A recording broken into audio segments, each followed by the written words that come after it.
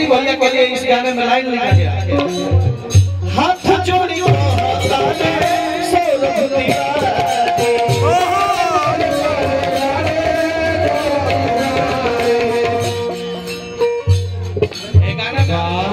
खुद से लाइन क्या बात, हाथ जोड़ी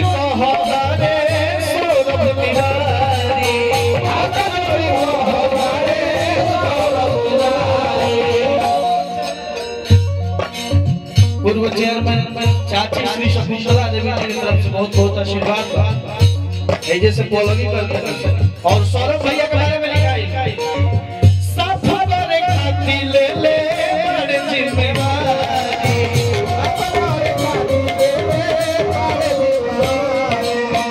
हाथ जोड़ी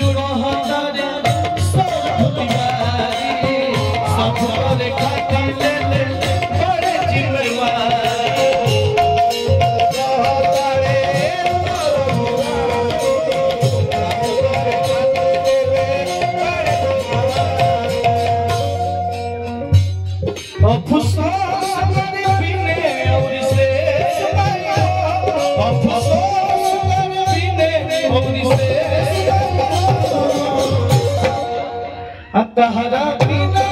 से चली